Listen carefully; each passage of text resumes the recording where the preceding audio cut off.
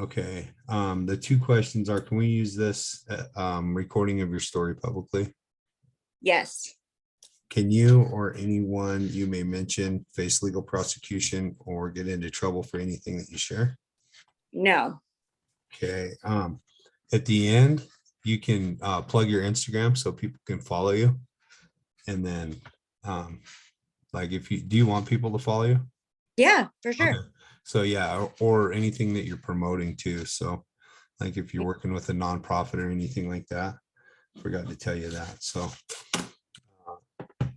yeah, the floor is yours. Introduce yourself however you want. Okay. Hi, everybody. My name is Christina. I am 32 years old, about to be 33 in a couple weeks here. I almost have 6 months clean. My drugs of choice, mostly heroin. Meth was a close second. And I started dabbling with fentanyl towards the end. But yeah. Most of my story revolves around food and my body and how I feel about it. I'm sure a lot of people can relate to that. When I was a kid, I always overate, used food to numb my emotions. I would eat in secret and, just always felt like I was bigger than everybody else. And, I had major body dysmorphia going on. And that pretty much turned into bulimia when I was like 13, kind of slowly progressed, just because I felt I had really no control over the food. So I figured, well, hey, I can eat as much as I want and just get it all out.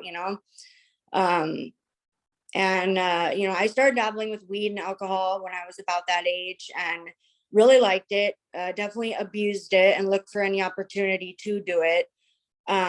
But it all kind of started one day in high school when I was a sophomore. One of my friends said that he had this medicine that he had to take, and it made him not hungry at all, and he hated it.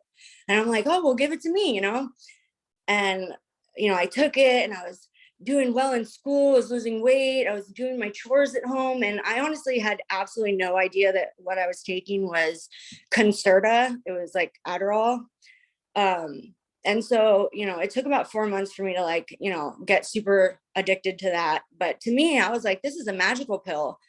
Amphetamines weren't really like a problem in the town that I grew up in, like a middle class suburb in San Diego. But once I started, doing that and kind of learned like what it was, then I just started seeking out other things, coke, ecstasy. And then somebody gave me crystal meth for the first time. And that was definitely my first full blown like addiction. I mean, I got down to like 115 pounds. I thought I was looking all great. I was also an athlete. I played varsity volleyball, varsity softball, and varsity cheerleading. And one of the first big like consequences of my addiction was going into tryouts for volleyball my senior year. I have like my Letterman's jacket on. I've already been on the team all of my other years, and I got cut, and the coach replaced me with a freshman. And I didn't know that it was because everybody knew that I was fucking high on drugs and shit, but that was when I went into rehab for the first time when I was 17 years old. I withdrew from high school for 30 days or took a month off or whatever. And when I came back, everybody was like, oh, that's Tina. Everyone used to call me Tina. Oh, Tina, she's that tweaker girl. And it kind of just like stuck with me. But once that was when the seed of recovery like really got planted in my head. That particular program I went to was 12-step based, and we went to meetings and stuff. So I felt like, it was at that point that I realized, wow, like I am an addict. There's no denying it. Am I gonna try and do something about this, or do I even want to do anything about this? And, at that point I had no confidence, just, I really didn't know how to live or feel any kind of sort of good way about myself without getting drunk or getting stoned or using meth.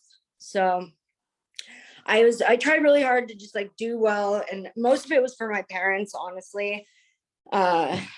They really, didn't raise me like that. In fact, I was raised very well. I can't say I had any childhood trauma. Both of my parents and my sister are all normal, never, don't have any addictions or anything. So I was like the major black sheep, still am, but I somehow graduated high school and went into college at Cal State Long Beach. And it was at that point that I did still do softball and cheer for the rest of high school, but I didn't do volleyball. But it was at that point that I really stopped exercising, and I had the freedom really to smoke weed and drink and do as much drugs as I could. And well, I'm not going to say that, because when I first got to Long Beach, I didn't know where to get meth or anything like that. So I just smoked weed and drank. And instead of gaining like the freshman 80, the freshman 15, I gained 80 pounds my freshman year. So that was when I was like, oh my God, I need meth. I need Adderall or something to get this weight off, and just didn't ever go to class, didn't ever do anything that I was supposed to. I think I had like 4 different roommates my first couple of years or not years, but like my first 2 semesters in college, because they would move in with me and just see, damn, this chick parties a lot. Like that's all she ever wants to do, So then they would want to move out. And finally, my dad just, my parents have always supported me and financially, well, not always, but, he decided, I'm just going to get her own apartment, because they really did their best to like keep me going, even if I didn't want anything to do with doing good, they tried really hard to like hold me afloat. So I got my own apartment, and that was when I just really became like a closet user. I would hide in the apartment all day. I would have all kinds of fucking weirdos over, tweakers. And then I met this guy that, he would use my car to go doctor hopping, and he would give me Norcos and Oxys and shit. And he would always be in my bathroom for like hours. And I'd always be like, what are you doing in there? Like, and then he'd come out and he'd be like all fucked up, just nodded out. And I'm like, why aren't I like that? Like, can I get some of whatever you're doing, So somehow I talked him into shooting me up with heroin, and it took all of like maybe a month for, me to start threatening suicide, just cops getting called all the time. Because when I go hard, like I literally lose my mind. So my parents decided to bring me home for spring break, and I was gonna detox or whatever and then go back. But like I'm home for a couple of days and I start withdrawing, and I'm like, what is wrong with me? Like, what the fuck, So it was then, my parents and I decided like, okay, there's a full-blown heroin and meth addiction going on. She cannot go back to college. Like, we need to get her some serious help. So basically for the next like 2 years, I would say I went in and out of rehabs around here, like in San Diego and Riverside. And just with no success, really. Every time I would get there, I would really be determined, like, I don't want to live my life like this, but one thing I've always struggled with is like impulsivity. And I would get these impulsive urges to use, and I would just act on them. And I would just leave the rehab with no money, nothing but some clothes. And I would just ask some random dude to like take me, because all I cared about was just like that high or that fix or that shot. I just felt like, it doesn't matter if I'm leaving here with no money and my family hates me because I'm fucking up again. As long as I can achieve that shot of dope, like that's going to make me feel better. Or at least that's what was my thinking was at the time. So anyways, failed a lot at all those rehabs, and my parents wouldn't let me come home, back to, their house. And it was decided that I was going to go to Hawaii to this 3-year-long inpatient program called Habilitat, and it's like a behavior modification program. So I'm sure a lot of you know what those are like. They stand you up and embarrass you and call you names and make you wear, stupid hats on your head and with signs on like signs. And then you do, what are they called? Where you all sit in a circle and call each other out on all your bullshit. And it was honestly like super traumatizing. And there wasn't very many white people there. I was like one of few at that program, and some Hawaiian people like really don't like white people. They like hate us. And I got it like really hard there at that program. Honestly, I just like could not make friends. I was getting in trouble for this, getting in trouble for that. There was one time they had me in a corner facing the wall from 6 in the morning until midnight for 10 days in a row. I couldn't look to the right or left. I had to face the wall all day. And if I looked anywhere or talked to anybody, they would add on another day.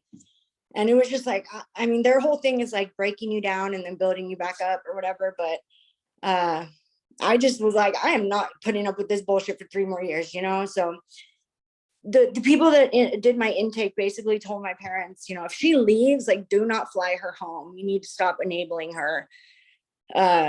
So yeah, I left the program and really was honestly on my own. I thought, oh, I'll just find some dude to, you know, get me some drugs and everything will be fine. But yeah, I got high, but then those drugs wore off, and then I was still alone and living in a homeless shelter. And just, I mean, I know it sounds weird, but I literally experienced like racism there. You know, I had no friends, and the part of the town that I was in, or the part of the island, it was just, they do not like white people. So I was treated like with severe racism, and I honestly just wanted to die, did not even care. I was like, you know what?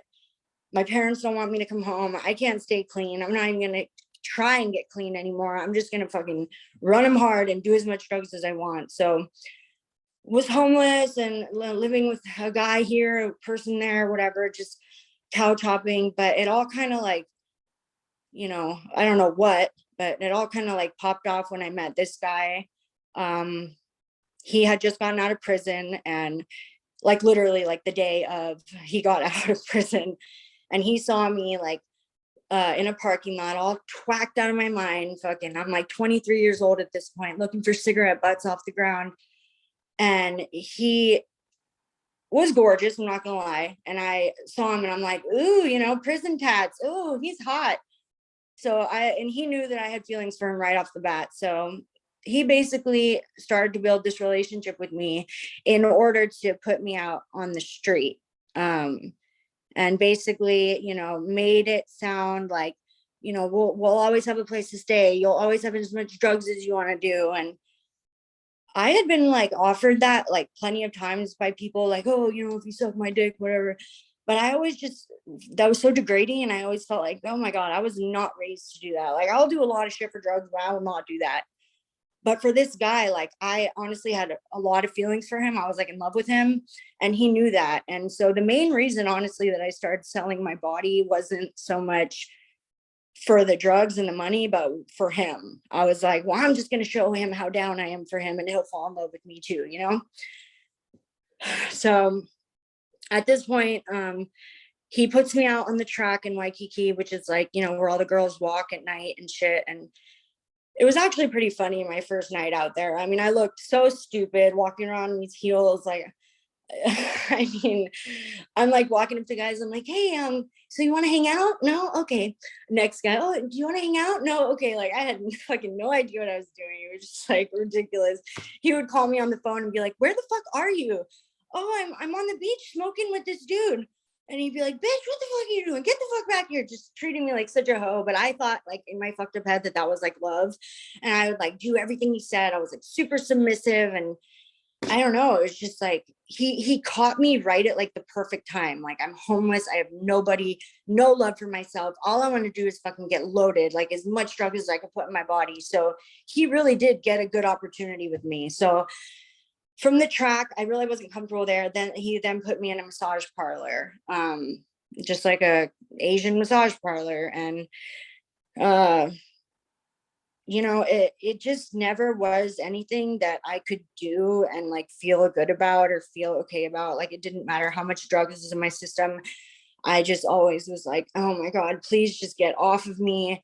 You know what I mean? I always just felt so disgusted. But the lure of having like, you know, a few grams to go home with that night was just what would get me through, you know, the dates or whatever. So this relationship turned super abusive. I'm just gonna, you know, kind of finish it up with that. We were together for like 2 years. He went back into jail. I would support him, fucking I eventually got us an apartment, and I was really doing honestly pretty well. Like, I was working on Backpage, and I just was like, and still like my main goal was like to get this guy to fall in love with me. And he never really did. It was just like, I don't know.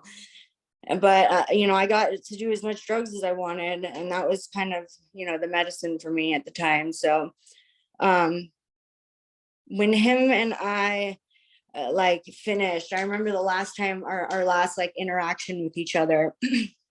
At this point, I've been like sexually abused. I've been robbed. I've literally had so much fucked up shit happen to me in the couple years that I've been, you know, on Backpage or whatever. And I just remember he kept saying, like, I don't want nothing to do with you anymore. You're crazy. Like, all you want to do is fucking get high. And, you know, he actually wanted to like make money and shit. And I was just shooting all the money. So I just remember him pushing me to the ground and us like, you know, fighting. And then he hawked like a huge ass loogie in my face and was just like, you know, fuck you, bitch, just fucking leave me alone. Just hawked this huge look in my face. And I just literally laid on the ground. It was in Waikiki. At this point, I had like made my way to Waikiki, and that's pretty much where we were like living. But I remember just laying in the fetal position on the ground and just like, I cannot believe that this is where I'm at with my life. Like, I just did all that for that guy, and he's just going to leave me. And so at that point, it was about that time that I met my best friend, Fred, who's a big part of my story. And when we first met, he was a dealer, a big dealer, and basically let me move in with him. He felt pity for me. And he was like the first drug dealer actually that was like really nice and respectful and hated what he was doing with his life as well. And we always used to talk about like, God, this isn't what we're supposed to be doing. Like, you know, we have so much more potential, and just, you know, we both just knew that it wasn't like the life for us. And, you know, he never made a move on me and never asked anything of me. He just kept me well. And, you know, people look at that like, how is that your friend? But, you know, at the time it was. And anyways, I'll talk about him a little bit more. But the next year was basically just like pure depression, just shooting as much as drugs as I could because I felt so abandoned by that guy. And so anyways, the next like 3 years is basically just doing as much drugs as I could. And the veins all started collapsing at this point. So I would spend hours and hours searching, and I mean, just abscesses here and abscesses there. And at some point, at a certain point, Fred's girlfriend came back into the mix. So I had to move out back into my car, and I didn't have his support like I did. So I had no choice really but to go back to prostitution. So I just did that independently for like the next, until I was like 29.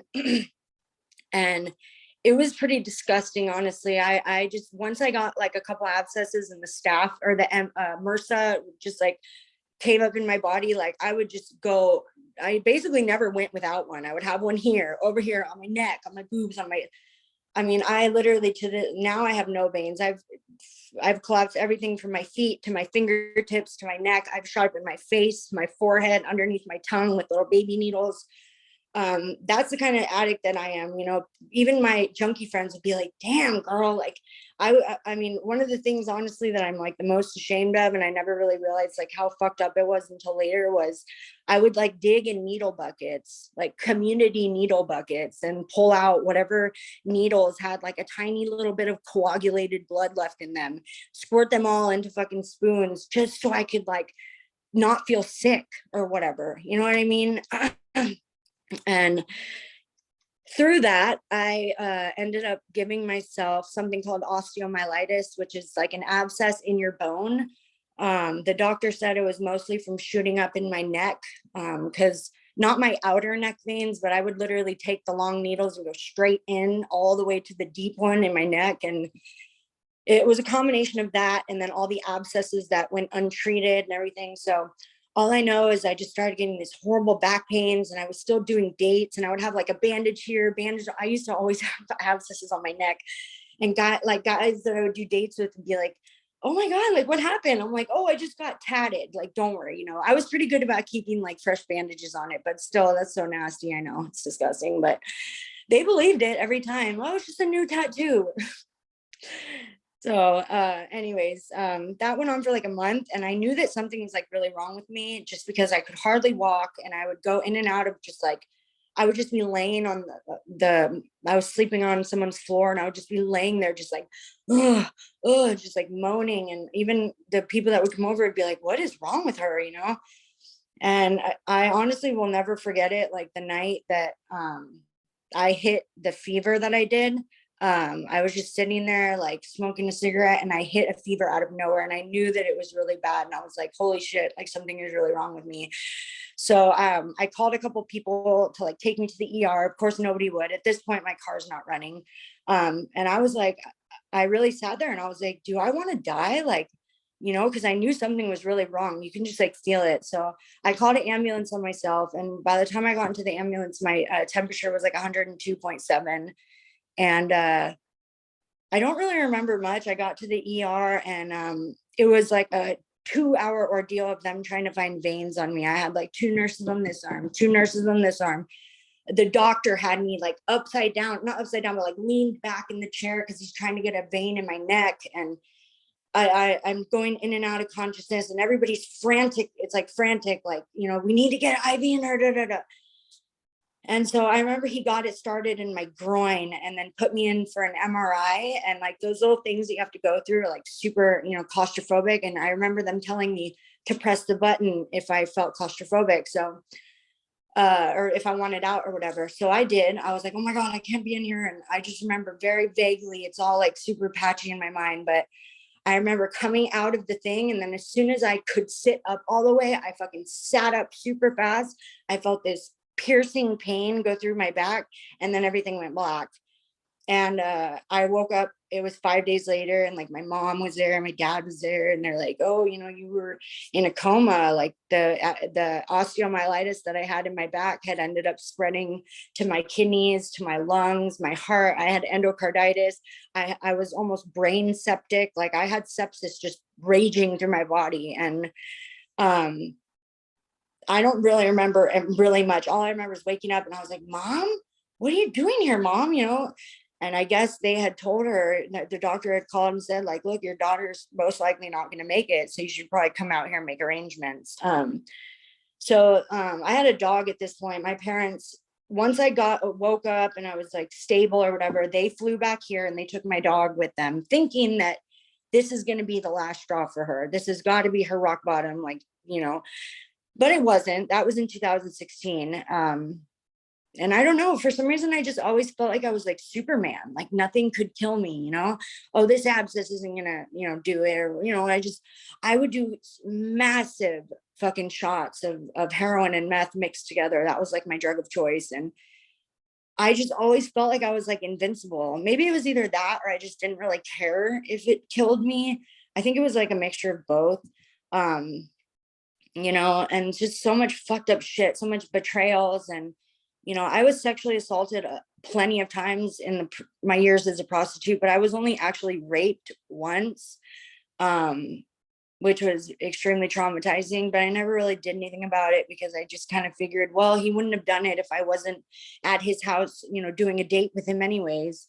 So I kind of felt like it was my fault, but it definitely wasn't. And it was definitely rape and traumatized the fuck out of me. It didn't like hit me until only recently, really, though. I just thought, oh, just part of the life, you know, prostitutes get beat up and raped and shit all the time. It's not that big of a deal, but like really it was. And it just motivated me to fucking do just as much drugs as I could. That's all I fucking cared about, was getting money and doing drugs and getting money and doing drugs, you know? So anyways, Fred and I still had a relationship at this point, like a friendship. And once his girlfriend, the one who had come back into the picture, actually ended up dying. And he was super alone. He wasn't selling drugs anymore. He was just living off of his Social Security. So I moved in with him, and that was where I spent like my last couple of years in Hawaii.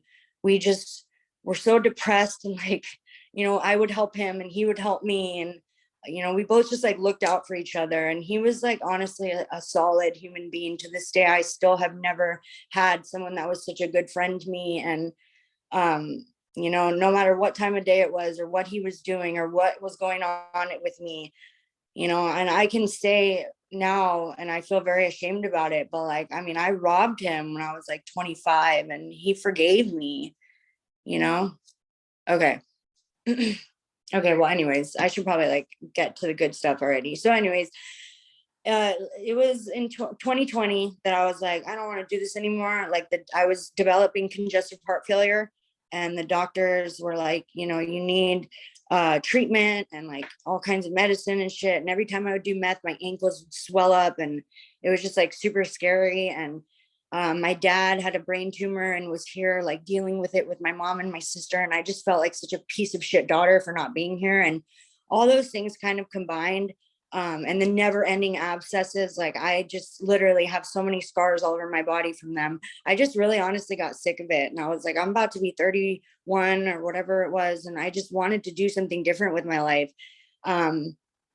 So the plan was for me to come back here and get on methadone and, start trying. So that was in 2020. I moved back in with my parents and got on methadone. And I actually did really good for about 6 months. I had smoked weed a couple times. So like I was taking dirty tokens, which felt shitty as fuck.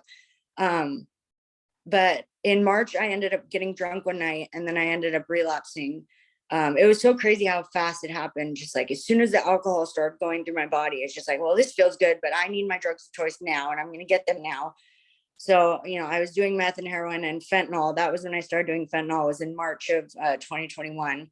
And it took a month for me to lose everything again. I had started going to school for drug and alcohol counseling.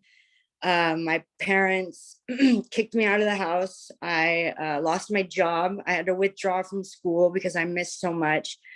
And yeah, within a month of my relapse, I ended up in the psych ward and my parents were like, you know what, like we're fucking done. You can figure this out on your own, So I went, at that point, I went into a residential program, which is honestly what I feel like I should have done when I first came home from Hawaii. Instead of doing like some like stupid outpatient that was like 1 day a week on Zoom, that was not enough for me. Like with the years and years of abuse and trauma that I endured, I should have gone into a residential program, like, a long one. So that's what I did all summer. This past summer, I graduated in the beginning of September. I did use a couple times while I was there, but I was honest about it and, I didn't hide it. And the counselors worked with me and you know what I mean? So my clean date right now is August 19th. I'll have 6 months in a couple of days here. While I was at treatment, and since I've been out of treatment, I have consistently tapered down on the methadone. I'm almost down to 40 milligrams, and I was on about 140 at one point, which is a huge deal for me, honestly. I don't want to be on methadone forever. But I know that I needed it to, to get off the drugs and to get some kind of stabilization in my life in order for me to make the decisions that I needed to make to get my life, on track. So, I'm determined to get off of this shit probably in the next like 2 months, maybe 3 months, but I'm not going to rush it. I'm doing it as my counselor and the doctor recommend and suggest, because I want to do this successfully. And anybody with opiate and addiction and methadone, experience knows that if you do it the wrong way, you can set yourself up very likely for a relapse. And that is the last thing that I want. I feel like every other time that I ever tried to get clean was for somebody else. Like I was doing it to make my parents happy, this or that or whatever. But really, I never did it because I wanted to. I never really did it because I wanted a better life for myself. I never really felt like I was truly done with the drugs, like even in 2020 when I got clean on and got on methadone, I still would fantasize like, oh, well, one day I'll be able to like do heroin just to go to sleep, that fucking stupid addict thinking. But my relapse in March and the month that it took me to lose everything again was finally, I finally saw that like, no, you can't dabble at all. You literally can't do anything at all. You need to do a program of recovery and work your 12 steps and, do what is suggested of you by your sponsor and stop being, so fucking egotistical thinking that you can, do this. So that is what has been different this time for me. I feel like, I don't let those little voices in my head like take control of the situation anymore. I have coping skills that I didn't ever know how to use before, like picking up the phone. And one thing I've noticed about the phone thing is if you call your sponsor or somebody every day, then those times when you really do need to call because you feel like you're going to use or something, it's not so heavy. You know what I mean? That's why they say to make those 2 minute, 1 minute long phone calls every day, just so you get used to like calling. So me and my sponsor talk on a regular basis. I do still feel like I'm super new in my recovery, which I am. You know, I only have 6 months, and some people try and say, oh, well, when you get off the methadone, you should start your clean time over. But you know what? No, I'm not going to do that. Everybody's recovery is their own. And this time that I have put together with methadone or without has been the most successful time of my life. You know, in these last 6 months, I have lost like 50 pounds. I exercise, I go to the gym now. I have a job that I've been able to hold down at Target for 4 months now. I have a really good relationship with my mom and dad. And the only thing that has happened that has been a real test of my sobriety was finding out that Fred died on September 24th. And that was really hard because him and I always, you know, wanted to do better for ourselves, you know. And when I came home, he was still in Hawaii, and the people that I left living in his house with him were supposed to be taking care of him, and really were just feeding him fentanyl. And like, I felt a lot of resentment about that and shit. So when I found out, what I did was I went to my women's meeting that night, and I, you know, had told them what happened and how to cope with it. And they all basically told me that, you know, think about something that you and him, you know, used to share or talk about, and do something in some way to honor it. And him and I always used to talk about going to church together and like getting clean together and doing something different with our lives. And so that was what I did to cope with his death, is I started going to church again, you know, not just for him, but for myself. And it has been one of the best parts of my sobriety, you know, just allowing, you know, that higher power to help me when I cannot help myself. And hey, can you still see me? Okay. So yeah, I go to meetings. I stick with the women. Honestly, I go to women's meetings. I'm in the process of working my steps. And I don't, you know, let my self-talk take me out the door anymore. You know, I found ways to like counteract that negative self-talk. You know, and I try not to live in the past anymore. There's a lot of things that, you know, I went through that I can't take back and that had happened to me. And another thing that I'm doing for my sobriety is I just started therapy, and I feel like that's going to be the best thing as far as dealing with, you know, my trauma and my rape, and, you know, being a prostitute for five fucking like 8 years. You know, there's still pictures of me up on the internet, and it's just, that's probably never honestly ever going to go away. And it is what it is, you know. But I did those things because that was what I had to do at the time to survive. And I just can't beat myself up over it anymore. The biggest thing, honestly, that I have learned in this time that I've been clean is that there is nothing that doing drugs or drinking like isn't going to get, I don't know what I'm trying to say, but basically using and drinking to cope with anything that I might be going through is going to do nothing but make the whole situation worse. You know, it will never help any of it. The best way to help whatever I might be going through is to just stay clean and sober and don't pick up no matter what. Because the longer that I have clean, the more beautiful things that keep happening in my life, and the more things, you know, opportunities that have come up, like working with Stay Stopped with Jackson, working with Dope Sick with Malcolm and Sin and Misfit. I mean, they honestly have played a huge part in my sobriety, and I wouldn't change it for the world. And I'm really grateful, honestly, to have gotten a chance to do this podcast with you guys. This is only my second time ever telling my story, so I'm probably going to look back on this and find every single way to critique it. But, you know, I already know what my sponsor is going to tell me when I talk to her about that. Why don't you look at all the good things that, you know, you said, and all the ways that you are going to help people? So yeah, that's just mostly what I try and do as far as, you know, my sobriety is all that negative shit. I just try and counteract it with all the tools and stuff that I've learned. I mean, it's really not as hard, you know, as people like to think. You just have to get through the first few months. And once you do, like, it's honestly only up from there.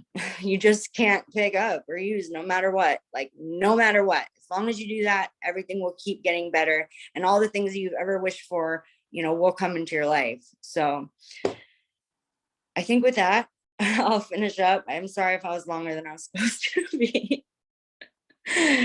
But yeah, thank you, Will, for having me on this. I really appreciate it. You're welcome. You want to blast your Instagram real quick? Okay, yeah. So my Instagram is Major Christina 1989, MAJORCHRISTINA 1989. And the two brands that I work with are Dope Sick and Stay Stopped, and are a huge part of my life. They both have awesome recovery apparel. You should go check out their Instagrams. It's all about, wear recovery, live recovery. And yeah, it's awesome.